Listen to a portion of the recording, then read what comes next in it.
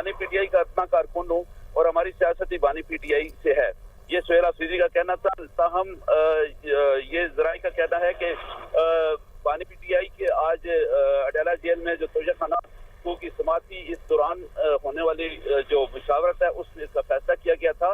और ये बानी पीटीआई के वकील नईम हैदर पंचोता और दीगर के जरिए ये खबर यहाँ बाहर आई और उन्होंने इस पे कुछ लोगों को बताया और अभी तक ये जराए से है।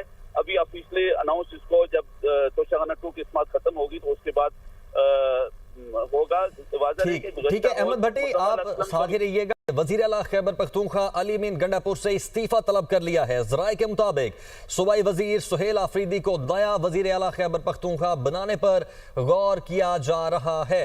अहमद भट्टी रावलपिंडी से हमारे साथ मौजूद हैं। अहमद भट्टी, बड़ी खबर है, क्या वजह बनी इसकी?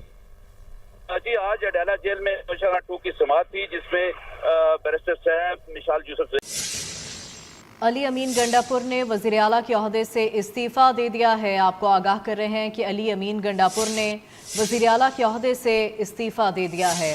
खैबर पख्तूनख्वा में बड़ी तब्दीली सामने आई है। अली अमीन गंडापुर वज़ीर आला के ओहदे से फारिग हो गए हैं। बाकायदा तौर पर अली अमीन गंडापुर की जानिब से वज़ीर आला के ओहदे से इस्तीफ़ा दे दिया गया है। आपको बताते चलें कि अली अमीन गंडापुर ने वज़ीर आला के ओहदे से इस्तीफ़ा दे दिया है। अब तक की बड़ी खबर है, अली अमीन गंडापुर ने वज़ीर आला के ओहदे से इस्तीफ़ा दे दिया है। अली अमीन गंडापुर ने वज़ीर आला के ओहदे से इस्तीफ़ा दे दिया है। आपको आगाह कर रहे हैं कि अली अमीन गंडापुर ने वज़ीर आला के ओहदे से इस्तीफ़ा दे दिया है।